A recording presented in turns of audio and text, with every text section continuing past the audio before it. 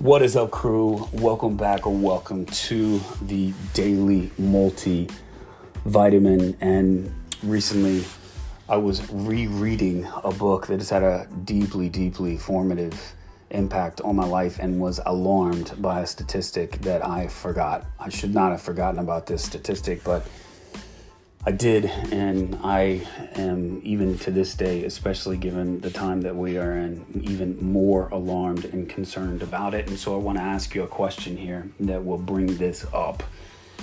Who's got your back right now? If life took a turn for the worse, if you were suddenly delivered the worst news that you ever had, and it was 3 a.m., who's on your speed dial? Who can you call? And do you even have anybody? Here's the truth, written in Keith Ferrazzi's book, Never Eat Alone, and then the one that came after this called Who's Got Your Back. 55% of people feel like nobody does. Let me just say that again. 55% of the people that they did their research with and for said that no one has their back.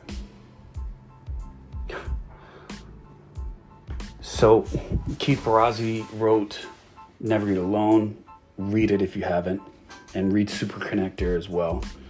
But he also wrote another book called Who's Got Your Back, and in the research for that book, Keith shared that they conducted a study where they asked a wide range of participants one simple question, the one I just asked you: who's got your back?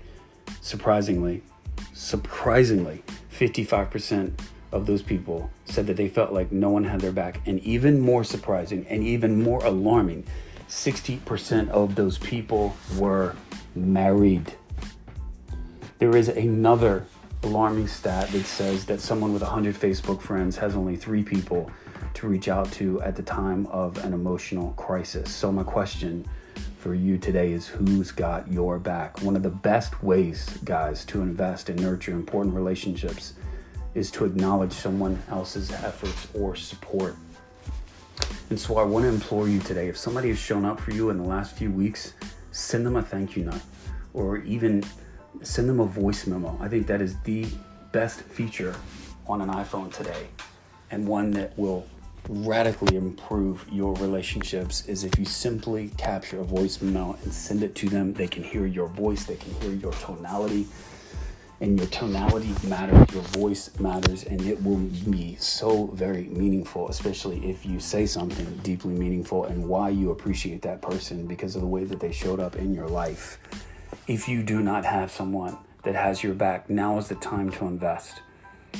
I find relationships to be very similar to any other kind of investments.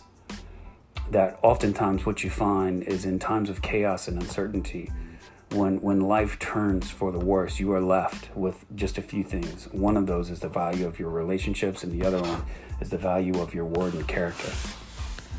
And the time to invest in relationships is not when things are going south, but it's before that. Trouble and suffering will always find their way into our life. And the time that you want and need friends is when that happens. But the time to invest in that or to acquire that is not then, because you need it before then.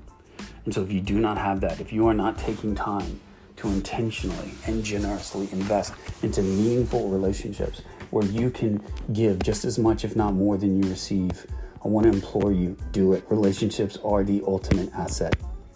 And you typically, if you do not understand that lesson to be true, that it will often find its way to teach you when life hurts the most. Here's to getting some really awesome relationships and finding your crew and finding that squad. And if you have it, do something today. Do it for me, do it for them. Just reach out and thank each and every one of them for showing up in your life. Peace out, guys.